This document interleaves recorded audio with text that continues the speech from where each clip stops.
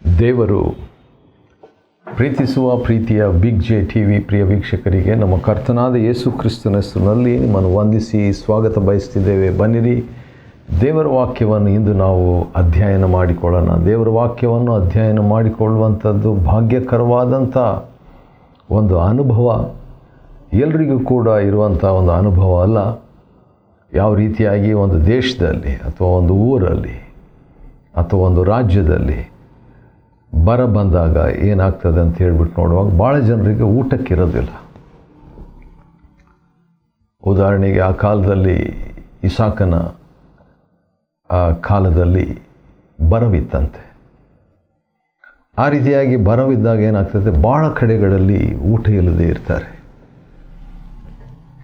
ಯೋಸೇಫನ ಐಗುಪ್ತ ದೇಶದಲ್ಲಿ ಇದ್ದಾಗ ಬರ ಬಂತು, ಕ್ಷಾಮವಿತ್ತು. ಆ ಕ್ಷಾಮ ಭಾಳ ಭೀಕರವಾದಂಥ ಒಂದು ಕ್ಷಾಮವಾಗಿತ್ತು. ಆ ರೀತಿಯಾಗಿ ಲಕ್ಷಾಂತರ ಕೋಟ್ಯಾಂತರ 90ಕ್ಕಿಂತಲೂ ಹೆಚ್ಚು ಶೇಕಡ ಜನರು ಊಟ ಇಲ್ಲದೆ ಇರುವಾಗ ಒಂದು 10% ಜನರು ಮಾತ್ರ ಏನೂ ಕಡಿಮೆ ಇಲ್ಲದೆ ಊಟ ಮಾಡ್ತಿದ್ರೆ ಹೇಗಿರ್ಬೋದು? ವಿಚಿತ್ರ ಅಲ್ವೇ? ಅದೇ ರೀತಿಯಾಗಿ ಲಕ್ಷಾಂತರ 90% ಹೆಚ್ಚು ಜನರು ದೇವರ ವಾಕ್ಯವನ್ನು ಪ್ರತಿದಿನ ಅಧ್ಯಯನ ಮಾಡದೆ, ಪ್ರತಿದಿನ ದೇವರ ವಾಕ್ಯ ಎಂಬ ಆಹಾರವನ್ನು ಉಣ್ಣದೆ, ದೇವರ ವಾಕ್ಯವೆಂಬ ಮೃಷ್ಟಾನ್ನವನ್ನು ಸ್ವೀಕಾರ ಮಾಡದೆ ರುಚಿಸದೆ,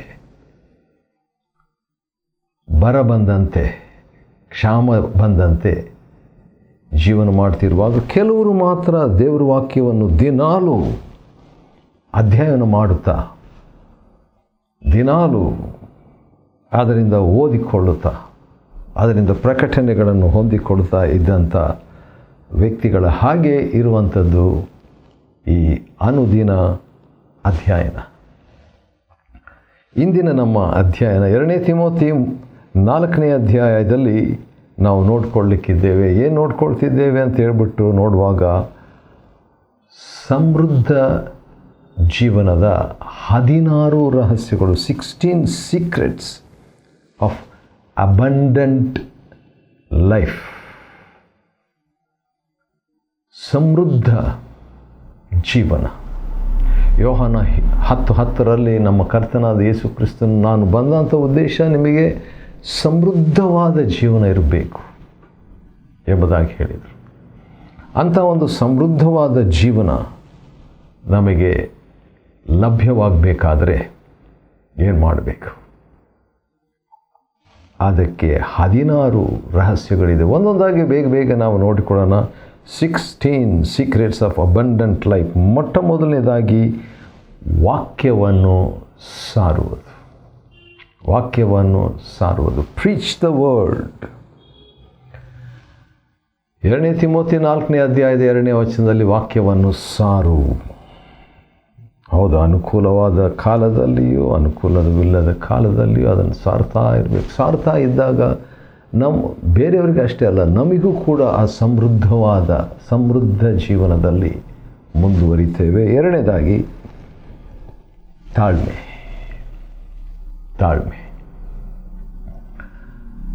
ಸಮೃದ್ಧ ಜೀವನವನ್ನು ನಾನು ಅನುಭವಿಸಬೇಕಾದರೆ ತಾಳ್ಮೆ ಬೇಕು.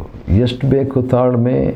2 ತಿಮೋಥಿ 4ನೇ ಅಧ್ಯಾಯದ 2ನೇ ವಚನದಲ್ಲಿ ಎಲ್ಲ ತಾಳ್ಮೆ, ಆಲ್ ಪೇಷನ್ಸ್. ಅದು ನಮಗೆ ಬೇಕು. ಆ ರೀತಿಯಾಗಿದ್ದಾಗ ನಾವು ಸಮೃದ್ಧ ಜೀವನದಲ್ಲಿ ಪಾಲ್ಗೊಳ್ತೇವೆ. ಮೂರನೇದಾಗಿ ನೋಡುವಾಗ ಸತ್ಯಕ್ಕೆ ಕಿವಿಗೂಡುವಂಥದ್ದು. ನನಗೆ ಸಮೃದ್ಧ ಜೀವನ ಬೇಕಾಗಿದ್ದರೆ ನಾನೇನು ಮಾಡಬೇಕು, ಅಥವಾ ಸಮೃದ್ಧ ಜೀವನದಲ್ಲಿ ಸಾಗಬೇಕಾದ್ರೆ ಏನು ಮಾಡಬೇಕು? 2 ತಿಮೋಥಿ 4ನೇ ಅಧ್ಯಾಯ ಮತ್ತು 4ನೇ ವಚನದಲ್ಲಿ ಸತ್ಯಕ್ಕೆ ಕಿವಿಗೊಡಬೇಕು. Take heed to the word. ಯಾಕಂದರೆ ಸತ್ಯಕ್ಕೆ ಕಿವಿಗೊಡದೆ ಕಟ್ಟುಕತೆಗಳನ್ನು ಕೇಳುವುದಕ್ಕೆ ಜನರು ತಿರುಗಿಕೊಳ್ತಾರೆ, ಆದ್ಯತೆ ಕೊಡ್ತಾರೆ. ಅದು ವಂಚನೆ. ಆದರೆ ನಾವು ದೇವರ ವಾಕ್ಯವನ್ನು, ಪ್ರತಿಯೊಂದು ಅಧ್ಯಾಯವನ್ನು, ಪ್ರತಿಯೊಂದು ವಚನವನ್ನು ಸಾಧ್ಯವಾದಷ್ಟು ಮಟ್ಟಿಗೆ ನಾವು ಅಧ್ಯಯನ ಮಾಡಿಕೊಳ್ಳುವಂತೆ ದೇವರು ಕೊಟ್ಟ ಕೃಪೆಗಾಗಿ ಆತನಿಗೆ ಸ್ತೋತ್ರ ಸಲ್ಲಿಸಬೇಕು. ನಾವು 2 ತಿಮೋಥಿ 4ನೇ ಅಧ್ಯಾಯದಿಂದ ನಾವು ಏನು ನೋಡ್ಕೊಳ್ತಾ ಇದ್ದೀವಿ ಅಂತ ಹೇಳಿದ್ರೆ, ಸಮೃದ್ಧ ಜೀವನದ 16 ರಹಸ್ಯಗಳು. ಈಗಾಗಲೇ 3 ರಹಸ್ಯಗಳನ್ನು ನೋಡಿದ್ದಾಯಿತು. ಈಗ 4ನೇ ರಹಸ್ಯ ಸ್ವಸ್ಥ ಚಿತ್ತರಾಗಿರುವುದು. ಸ್ವಸ್ಥ ಚಿತ್ತರಾಗಿರು, ಬಿ ಅಲರ್ಟ್. ಕೆಲವು ಸಾರಿ ದೊಡ್ಡ ದೊಡ್ಡ ಮಂತ್ರಿಗಳ ಜೊತೆಯಲ್ಲಿ ಅಂಗರಕ್ಷಕರಾಗಿ ಅಥವಾ ಕಾವಲುಗಾರರಾಗಿ, ಬಾಡಿಗಾರ್ಡ್ಸು ಅಥವಾ ಕೆಲವು ಮುಖ್ಯ ಅಧಿಕಾರಿಗಳನ್ನು ಹಾಕುವಾಗ ಅವರು ಯಾವಾಗಲೂ ಭಾಳ ಸ್ವಸ್ಥಚಿತ್ತರಾಗಿರ್ತಾರೆ, ಅಲರ್ಟ್ ಆಗಿರ್ತಾರೆ. ಒಂದೇ ಕಡೆ ಅವರು ಇರೋದಿಲ್ಲ, ಒಂದೇ ಕಡೆ ಅವರ ದೃಷ್ಟಿ ಕೂಡ ಇರೋದಿಲ್ಲ. ಆಚೆ ಈಚೆ ನೋಡ್ತಾ ಇರ್ತಾರೆ, ಅಲರ್ಟಾಗಿ. ಅದೇ ಸ್ವಸ್ಥಚಿತ್ತರಾಗಿ ಇರುವಾಗ ಸಮೃದ್ಧ ಜೀವನಕ್ಕೆ ಅದು ಸಹಾಯಕರ. ಮತ್ತು ಶ್ರಮೆಗಳನ್ನು ತಾಳಿಕೊಳ್ಳುವುದು. ಅನಾನುಕೂಲತೆಗಳು ಇದ್ದೇ ಇರ್ತವೆ. ಅದರಲ್ಲಿ ದೇವರಿಗೋಸ್ಕರವಾಗಿ, ದೇವರ ಸೇವೆಗೋಸ್ಕರವಾಗಿ ನಾವು ಸಾಗುವಾಗ ಅನಾನುಕೂಲತೆಗಳು ಇರ್ತವೆ. ಆ ರೀತಿಯಾಗಿ ಅನಾನುಕೂಲತೆಗಳು ಇರುವಾಗ ನಾವು ಶ್ರಮೆಗಳನ್ನು ತಾಳಿಕೊಳ್ಬೇಕು. ಶ್ರಮೆಗಳನ್ನು ತಾಳಿಕೊಂಡಾಗ ನಡೆಯುವಂಥದ್ದು ಏನಂತ ಹೇಳಿದರೆ, ನಾವು ಸಮೃದ್ಧ ಜೀವನದಲ್ಲಿ ಸಾಕ್ತೇವೆ. ಅದು 5ನೇ ರಹಸ್ಯ. 6ನೇ ರಹಸ್ಯ ಏನಂತ ಹೇಳ್ಬಿಟ್ಟು ನೋಡುವಾಗ, ಸುವಾರ್ತಿಕನ ಕೆಲಸವನ್ನು ಮಾಡು. ಹೌದು, ವಾಕ್ಯವನ್ನು ಸಾರು ಅಂತ 2ನೇ ವಚನದಲ್ಲಿ, ಆದರೆ ಇಲ್ಲಿ 5ನೇ ವಚನದಲ್ಲಿ ಸುವಾರ್ತಿಕನ ಕೆಲಸವನ್ನು ಮಾಡು. ದೇವರು ನಮ್ಮನ್ನು ಯಾವುದಕ್ಕಾಗಿ ಕರೆದಿದ್ದಾನೋ ಆ ಕೆಲಸವನ್ನು ನಾವು ಮಾಡಬೇಕು. ಎಲ್ಲರೂ ಸುವಾರ್ತೆ ಸೇವೆಯನ್ನು ಮಾಡಿಕೊಂಡಿರೋದಲ್ಲ. ಅದರ ಆತ್ಮಿಕ ತಂದೆ, ಆತ್ಮಿಕ ಮಗುವಿಗೆ ಈ ಒಂದು ಮಾತನ್ನು ಹೇಳುವಾಗ ನಾವು ಅದರ ಅನ್ವಯ ಏನಂತ ಹೇಳಿದ್ರೆ, ದೇವರು ನಮಗಾಗಿ ಕೊಟ್ಟಿರುವಂಥ ಕೆಲಸವನ್ನು ಅಥವಾ ಸೇವೆಯನ್ನು, 5-fold ಗಿಫ್ಟ್ಸ್, ಪಂಚ ಕೊಡುಗೆಗಳು, ಅದನ್ನು ಅಥವಾ ಮೊದಲನೇ ಕೊರಿಂಥ 12ನೇ ಅಧ್ಯಾಯದಲ್ಲಿ ಇನ್ನಷ್ಟು ಕರೆಯುವಿಕೆಗಳು, ವರಗಳು ಕೊಡಲಾಗಿದೆ. ಅವುಗಳನ್ನು ನಾವು ಪಾಲಿಸುವಂಥದ್ದು ನಮ್ಮನ್ನು ಸಮೃದ್ಧ ಜೀವನಕ್ಕೆ ನಡೆಸುವಂಥದ್ದಾಗಿದೆ. ಇದು 6ನೇ ರಹಸ್ಯ. 7ನೇ ರಹಸ್ಯ ಭಾಳ ಚೆನ್ನಾಗಿದೆ. 2 ತಿಮೋಥಿ 2ನೇ ಅಧ್ಯಾಯ 5ನೇ ವಚನದಲ್ಲಿ ಅದೇನಂತ ಹೇಳಿದರೆ, ನಿನ್ನ ಸೇವೆಯನ್ನು ನೆರವೇರಿಸು. ನಿನ್ನ ಸೇವೆಯನ್ನು ನೆರವೇರಿಸು. ಭಾಳ ಪ್ರಾಮುಖ್ಯ ಇದು ನನಗೆ, ನಮಗೆ. ಸೇವೆಗೆ ಬರುವಂಥದ್ದು ಒಳ್ಳೆಯದೇ, ಸೇವೆ ಮಾಡ್ತಾ ಇರುವಂಥದ್ದು ಒಳ್ಳೆಯದೇ, ಆದರೆ ಸೇವೆಯ ಮುಕ್ತಾಯ ಭಾಳ ಇಂಪಾರ್ಟೆಂಟ್. ಇನ್ನು ಸ್ವಲ್ಪ ಹೊತ್ತಿನಲ್ಲಿ ನಾವು 4ನೇ ಅಧ್ಯಾಯ ನಾವು ಅಧ್ಯಯನ ಮಾಡ್ತಿದ್ದೇವಲ್ಲ, ಪೌಲನ ಕೊನೆಯ ಮಾತುಗಳು ನಾವು ನೋಡುವಾಗ ಯಾವ ರೀತಿಯಾಗಿ ಸೇವೆಯನ್ನು ಕೊನೆಗಾಣಿಸಿದ ಅಂತ ಹೇಳ್ಬಿಟ್ಟು ನಾವು ನೋಡ್ತೀವಿ. ಆದ ಕಾರಣ ನೋಡುವಾಗ ಸೇವೆಯನ್ನು ನೆರವೇರಿಸು, ಫುಲ್ಫಿಲ್ ದ ಮಿನಿಸ್ಟ್ರಿ. ಭಾಳ ಇಂಪಾರ್ಟೆಂಟ್, ಭಾಳ ಪ್ರಾಮುಖ್ಯ. ನನ್ನ ಜೊತೆಗಿರುವಂಥವರು ಅನೇಕರು ಸೇವೆ ಅಂದ್ರೇ ಗೊತ್ತಿಲ್ಲ, ಸೇವೆಯೇ ಮಾಡ್ತಾ ಇಲ್ಲ, ಸೇವೆಯನ್ನೇ ಪೂರೈಸ್ತಾ ಇಲ್ಲ, ವಾಕ್ಯನೇ ಗೊತ್ತಿಲ್ಲ, ಏನೋ ಅಂತ ಹೇಳ್ಬಿಟ್ಟು ನಾಮಧೇಯ ವಿಶ್ವಾಸಿಗಳಾಗಿ ಬಾಳ್ತಾ ಇರೋದನ್ನು ನೋಡುವಾಗ ನನಗೆ ಯಾವ ರೀತಿಯಾಗಿ ದೇವರೇ ಅವ್ರಿಗೆ ಸಹಾಯ ಮಾಡಬೇಕು ನನಗೆ ಗೊತ್ತಾಗ್ತಾ ಇಲ್ಲ. ದಯಮಾಡಿ ಸಹಾಯ ಮಾಡು. ನನ್ನ ಜೀವನದಿಂದ ಸಹಾಯ ಮಾಡ್ತೀನಿ. ನಾನು ಪರ್ಫೆಕ್ಟ್ ಅಲ್ಲ, ಪರಿಪೂರ್ಣನಲ್ಲ, ಆದರೂ ಕೂಡ ನಾನು ತಿಳ್ಕೊಂಡಷ್ಟು ಅವರಿಗೆ ತಿಳಿಸ್ಲಿಕ್ಕೆ ಇಷ್ಟಪಡ್ತೇನೆ ಅಂತ ಹೇಳುವಾಗ ಬಹಳ ಬಹಳ ಕಡಿಮೆ ಜನರು, ಬಹಳ ಕಡಿಮೆ ಜನರು. ಹಳೆ ಒಡಂಬಡಿಕೆಯಲ್ಲಿ ಲಕ್ಷಾಂತರ ಜನರ ನಡುವೆ ಯೆಹೋಶುವ ಮತ್ತು ಕಾಲೇಬ್ ಇಬ್ಬರೇ ದೇವರನ್ನು ಮನಪೂರ್ವಕವಾಗಿ ಹಿಂಬಾಲಿಸಿದವರು ಅಂತ ಹೇಳ್ಬಿಟ್ಟು ನಾನು ಕನ್ಸೋಲ್ ಮಾಡಿಕೊಳ್ಳಲಿಕ್ಕೆ ಇಷ್ಟಪಡಲ್ಲ. ನನ್ನನ್ನು ತೃಪ್ತಿಪಡಿಸ್ಕೊಳ್ಳೋದಕ್ಕೆ ಇಲ್ಲ, ಬಹಳ ಜನರನ್ನು ನೀತಿವಂತರನ್ನಾಗಿ ಮಾಡಬೇಕು. ನಾನು ಮೊದಲು ಮಾದರಿಯಾಗಿ ಇರಬೇಕು. ದೇವರು ಸಹಾಯ ಮಾಡ್ತಾರೆ. ಸೇವೆಯನ್ನು ಪೂರೈಸು. ಅನಂತರ 7ನೇ ವಚನಕ್ಕೆ ನಾವು ಓದುವಾಗ ಅಥವಾ ಹೋಗುವಾಗ 2ನೇ ತಿಮೋತಿ 4ನೇ ಅಧ್ಯಾಯದ 7ನೇ ವಚನದಲ್ಲಿ ನಾನು ಒಳ್ಳೆಯ ಹೋರಾಟವನ್ನು ಮಾಡಿದ್ದೇನೆ.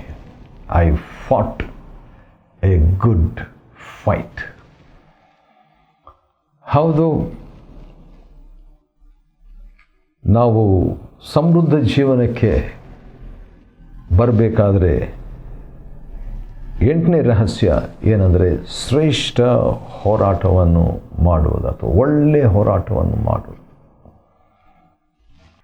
ಒಳ್ಳೆಯ ಹೋರಾಟ ಅಂತ ಹೇಳಿದಾಗ ನನಗೆ ನೆನಪಿಗೆ ಬರುವಂಥ ಒಂದು ವಾಕ್ಯ, ಗಲಾತ್ಯದವರಿಗೆ ಬರೆದ ಪತ್ರಿಕೆಯಲ್ಲಿ ಒಂದು ವಾಕ್ಯ ಇದೆ. ಅದು 5ನೇ ಅಧ್ಯಾಯದಲ್ಲಿರುವಂಥ ಒಂದು ವಾಕ್ಯ.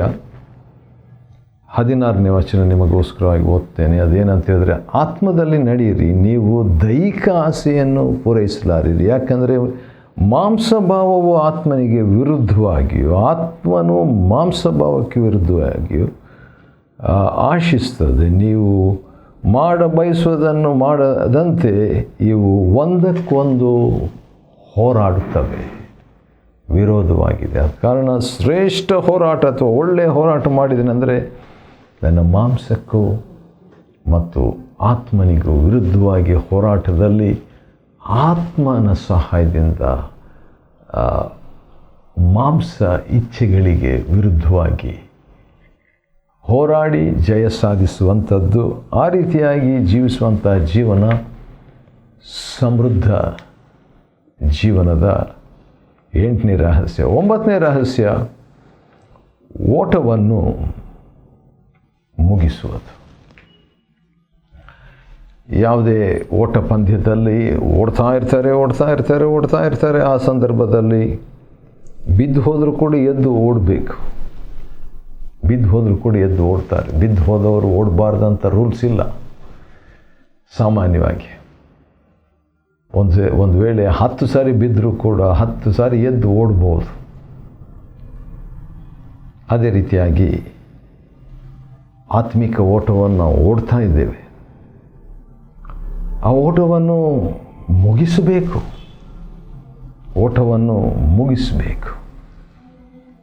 ಆ ರೀತಿಯಾಗಿ ಮುಗಿಸುವಂತೆ ದೇವರಾತ್ಮನು ನಮಗೆ ಸಹಾಯ ಮಾಡಲಿಕ್ಕೆ ಶಕ್ತನಾಗಿದ್ದಾನೆ. ಆ ರೀತಿಯಾಗಿ ಓಟವನ್ನು ಮುಗಿಸಿದಾಗ ಸಮೃದ್ಧ ಜೀವನದ 9ನೇ ರಹಸ್ಯವನ್ನು ನಾವು ಕೈಕೊಂಡು ನಡೆಯೋದಕ್ಕೆ ಆಸ್ಪದ. 10ನೇದಾಗಿ ನಂಬಿಕೆಯನ್ನು ಕಾಪಾಡಿಕೊಂಡಿದ್ದೇನೆ. ನಂಬಿಕೆಯನ್ನು ಕಾಪಾಡಿಕೊಳ್ಳುವಂಥದ್ದು. ಹೌದು, ನಂಬಿಕೆಯನ್ನು ಕಾಪಾಡಿಕೊಳ್ಳುವಂಥದ್ದು ಅಂತ ಹೇಳುವಾಗ ಯೂದನ ಪತ್ರಿಕೆಯಲ್ಲಿ ಮತ್ತು ತಿಮೋತಿಯನ ಪತ್ರಿಕೆಯಲ್ಲಿ ನಂಬಿಕೆ ವಿಷಯದಲ್ಲಿ ಕೆಲವು ಮಾತುಗಳು ಹೇಳಲಾಗಿದೆ. ನಂಬಿಕೆ ನಮ್ಮ ವಶ ಒಪ್ಪಿಸಲಾಗಿದೆ. ನಂಬಿಕೆ ನಮಗಿದೆ.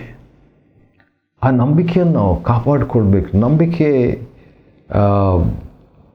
ಅದು ಗುರಾಣಿ ಇದ್ದ ಹಾಗೆ. ಆ ಗುರಾಣಿಯನ್ನು ನಾವು ಕಾಪಾಡಿಕೊಳ್ಬೇಕು. ಯಾಕಂದರೆ ಸೈತಾನನ ಅಗ್ನಿಬಾಣಗಳು ಬರ್ತಾ ಇರ್ತವೆ.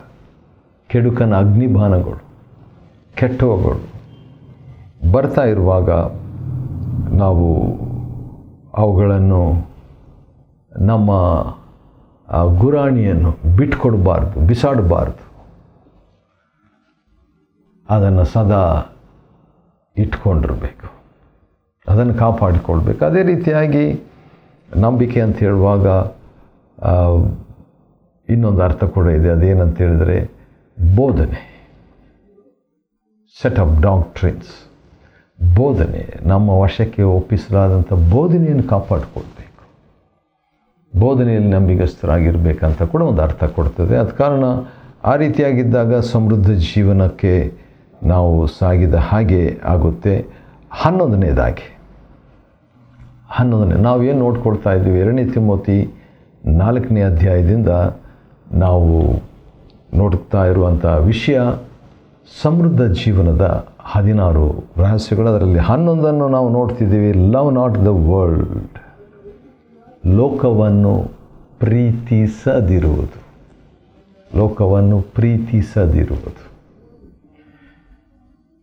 ಒಬ್ಬ ವ್ಯಕ್ತಿ ಪೌಲನ ಸಂಗಡಿದ್ದ. ಅವನ ಹೆಸರು ದೇಮ ಅಂತ ಹೇಳ್ಬಿಟ್ಟು. ಈ ದೇಮನ ಬಗ್ಗೆ ನೋಡುವಾಗ ಪೌಲನ ಜೊತೆ ಸೇವಕನಾಗಿದ್ದ ಮತ್ತು ಈ ದೇಮನ ವಿಷಯದಲ್ಲಿ ಪೌಲನು ಫಿಲಮೋನನಿಗೆ ಬರೆಯುವಾಗ 24ನೇ ವಚನದಲ್ಲಿ, ಒಂದೇ ಅಧ್ಯಾಯ ಇರೋದು ಫಿಲಮೋನನು, 24ನೇ ವಚನದಲ್ಲಿ ದೇಮ ಹಾಗೂ ಲೂಕನು ನಿನ್ನನ್ನು ವಂದಿಸ್ತಾರೆ ಅಂತ ಹೇಳ್ಬಿಟ್ಟು ಫಿಲಮೋನನಿಗೆ ಬರೆಯುವಾಗ ನನಗೆ ಆಶ್ಚರ್ಯ ಆದಂಥ ವಿಷಯ ಏನಂತ ಹೇಳಿದ್ರೆ, ಲೂಕನಿಗೆ ಮುಂಚೆನೇ ಇರುವಂಥ ಹೆಸರು ದೇಮ. ಅಂಥ ಒಂದು ವ್ಯಕ್ತಿ 10ನೇ ವಚನದಲ್ಲಿ ಮಾಡಿದಂಥ ಒಂದು ಕಾರ್ಯ 2 ತಿಮೋತಿ 4:10, ದೇಮನು ಇಹಲೋಕವನ್ನು ಪ್ರೀತಿಸಿ ನನ್ನನ್ನು ತೊರೆದು ಬಿಟ್ಟು. ಇದು ಭಾಳ ದುಃಖ ಆಗಿರಬೇಕಲ್ಲ.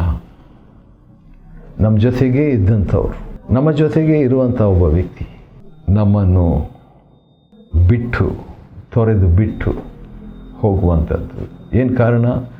ಲೋಕವನ್ನು ಪ್ರೀತಿಸಿ, ಲೋಕದ ಆಶೆಗಳನ್ನು ಪ್ರೀತಿಸಿ, ಲೋಕದ ಆಶಾಪಾಶಗಳನ್ನು, ಸೆಳೆಯುವಿಕೆಯನ್ನು ಪ್ರೀತಿಸಿ ಬಿಟ್ಟು, ನನ್ನನ್ನು ತೊರೆದು ಬಿಟ್ಟು, ನನ್ನನ್ನಂತೆ ದೇವರನ್ನು ಬಿಟ್ಟನು ಅಂತ ಹೇಳ್ಬಹುದಾಗಿತ್ತು ಪೌಲ. ಆದರೆ ಆತ್ಮಿಕ ತಂದೆಯನ್ನು ಬಿಟ್ಟನು, ಆತ್ಮಿಕ ನಾಯಕನನ್ನು ಬಿಟ್ಟನು ಅಂತ ಹೇಳ್ಬಿಟ್ಟು ನನ್ನನ್ನು ಬಿಟ್ಟು ತೊರೆದು ಹೋದನು ಅಂತ ಎಂಬುದಾಗಿ ಹೇಳ್ತಾನೆ. 12ನೇದಾಗಿ ನೋಡುವಾಗ ಸಮೃದ್ಧ ಜೀವನಕ್ಕೆ 12ನೇ ರಹಸ್ಯ ಏನಂತ ಹೇಳಿದ್ರೆ, ಸೇವೆಗೆ ಬಿಟ್ಟು ಹೋದವ್ರನ್ನ ಸ್ವೀಕಾರ ಮಾಡೋದು. ಈಗಾಗಲೇ ದೇವನ ವಿಷಯದಲ್ಲಿ ಸೇವೆಯನ್ನು ಬಿಟ್ಟು ಹೋದಂಥ ವ್ಯಕ್ತಿ ಅಂತ ನಾವು ನೋಡ್ತೇವೆ. ಆದರೆ ಅದೇ ರೀತಿಯಾಗಿ ಸ್ವಲ್ಪ ಮಟ್ಟಿಗೆ ಮಾರ್ಕನು ಸೇವೆಯನ್ನು ಬಿಟ್ಟು ಹೋಗಿಬಿಟ್ಟಿದ್ದ, ಪೌಲನನ್ನು ಬಿಟ್ಟು ಹೋಗಿದ್ದ. ಆದರೆ ಸ್ವಲ್ಪ ಕಾಲ ಆದ ನಂತರ ಅವನು ಹಿಂದಿರುಗಿ ಬರ್ತಾನೆ. ಆದ ಕಾರಣ ಮಾರ್ಕನನ್ನು ತಿಮೋತಿಗೆ ಪೌಲನ್ ಹೇಳ್ತಾನೆ, ಮಾರ್ಕನನ್ನು ನಿನ್ನ ಸಂಗಡ ಕರೆದುಕೊಂಡು ಬಾ, ಅವನು ಸೇವೆಗಾಗಿ ನನಗೆ ಉಪಯುಕ್ತನಾಗಿದ್ದಾನೆ. ಅಕ್ಸೆಪ್ಟ್ ದ ಕ್ವಿಟರ್ಸ್, ಬಿಟ್ಟು ಹೋದಂಥವರು, ಅಂಥವರಿಗೆ ನಮ್ಮ ಹೃದಯ ತೆರೆದಿರಬೇಕು. ಒಂದು ಸರಿ ಸ್ಟ್ಯಾನ್ಲಿ ಐನ್ ಅವರು ಹೇಳಿದ್ದು ನನಗೆ ನೆನಪಿದೆ. ಕೆಲವರೆಲ್ಲ ಒಂದು 5-10% ಜನರು ಸೇವೆಯನ್ನು ಬಿಟ್ಟುಬಿಡ್ತಾರಂತೆ. ಬಿಟ್ಟು ಹೋದಂಥವ್ರನ್ನ ಪತ್ತೆ ಹಚ್ಚಿ ವಾರ್ಷಿಕ ಕೂಟದಲ್ಲಿ ಅಂಥವ್ರನ್ನ ಆಹ್ವಾನಿಸಿ ಅವರನ್ನು ಅಪ್ಪಿಕೊಂಡು ಅವ್ರನ್ನ ಸನ್ಮಾನಿಸ್ತಾರಂತ. ಆ ಸಂದರ್ಭದಲ್ಲಿ ಭಾಳ ಜನರು ಮುರಿದು ಹೋಗ್ತಾರಂತೇಳಿ, ಅದನ್ನು ಕೃತಜ್ಞತೆಯಿಂದ ಇರುವಂಥದ್ದು. ಆದ ಕಾರಣ ಅದನ್ನು ಮಾಡಬೇಕು. 13ನೇದಾಗಿ ಲೆಟ್ ದ ಲಾರ್ಡ್ ಹ್ಯಾಂಡಲ್. ಕೆಲವರು ನಮ್ಮ ಸೇವೆಯಲ್ಲಿ ಇರ್ಬೋದು. ಉದಾಹರಣೆಗೆ ಕಂಚುಗಾರನಾದ ಅಲೆಕ್ಸಾಂದ್ರ ನನಗೆ ಬಹಳ ಕೇಡು ಮಾಡಿದ್ದಾನೆ, ಆದರೆ ಕರ್ತನು ಅವನ ಕೃತ್ಯಗಳಿಗೆ ಅನುಸಾರವಾಗಿ ಅವನಿಗೆ ಪ್ರತಿಫಲವನ್ನು ಕೊಡಲಿ ಅಂತ ಕರ್ತನಿಗೆ ಬಿಟ್ಟು ಬಿಡುವಂಥದ್ದು. 14ನೇದಾಗಿ ನೋಡುವಾಗ ಎಲ್ಲರೂ ನನ್ನನ್ನು ಕೈ ಬಿಟ್ಟರು, 2 ತಿಮೋತಿ 4:16, ಆದರೆ ಕರ್ತನ ನನ್ನ ಜೊತೆಯಲ್ಲಿ ನಿಂತನು. ಅದು ಸಮೃದ್ಧ ಜೀವನಕ್ಕೆ ನಡೆಸ್ತದೆ, ಕರ್ತನ ನಂಬಿಗಸ್ತನಾಗಿ ಮಾಡ್ತಾನೆ. 15ನೇ ಒಂದು ರಹಸ್ಯ ಏನಂತ ಹೇಳ್ಬಿಟ್ಟು ನಾವು ನೋಡುವಾಗ ಕರ್ತನು ಸಕಲ ದುಷ್ಟತೆಯಿಂದ ತಪ್ಪಿಸಿ 18ನೇ ವಚನ ಪರಲೋಕ ರಾಜ್ಯಕ್ಕೆ ನನ್ನನ್ನು ತರುವನು ಎಂಬುದಾಗಿ. ಹೌದು, ಕೊನೆಗೆ ಕರ್ತನು ತನ್ನ ಕೆಲಸವನ್ನು ಮಾಡ್ತಾನೆ. ಭಾಳ ಕಂಫರ್ಟ್ ಆಗಿರುವಂಥ ಆದರಣೀಯ ಒಂದು ಮಾತಾಗಿದೆ. ಹೌದು, ತನ್ನ ಪರಲೋಕ ರಾಜ್ಯಕ್ಕೆ ನನ್ನನ್ನು ತರುವನು, ಯುಗಾಂತರಗಳಲ್ಲಿ ಆತನಿಗೆ ಮಹಿಮೆ. ಆಮೇನ್. ನಾವು ತಪ್ಪು ಮಾಡಿದರೂ ಆತನು ತನ್ನ ಕಾರ್ಯವನ್ನು ಮಾಡ್ತಾನೆ. ಆತ ನಾಮಗೆ ಸ್ತೋತ್ರವಾಗಲಿ. 16ನೇ ಒಂದು ರಹಸ್ಯ, ಕರ್ತನು ನಿನ್ನೊಂದಿಗಿರಲಿ, ಕೃಪೆಯು ನಿಮ್ಮೊಂದಿಗಿರಲಿ. ಹೌದು, ಕೃಪೆ ಅದು ಕೂಡ ಸಮೃದ್ಧ ಜೀವನಕ್ಕೆ ನಡೆಸುವಂಥದ್ದು. 2ನೇ ತಿಮೋತಿ 4ನೇ ಅಧ್ಯಾಯದಿಂದ ನಾವು ಅಧ್ಯಯನ ಮಾಡಿಕೊಳ್ಳುವಾಗ ಸಮೃದ್ಧ ಜೀವನಕ್ಕೆ 16 ರಹಸ್ಯಗಳನ್ನು ಅಧ್ಯಯನ ಮಾಡಿಕೊಳ್ಳುವಂತೆ ದೇವರು ಕೊಟ್ಟ ಕೃಪೆಗಾಗಿ ಆತನಿಗೆ ಸ್ತೋತ್ರವಾಗಲಿ. ದೇವರು ನಿಮ್ಮನ್ನು ಆಶೀರ್ವದಿಸಲಿ.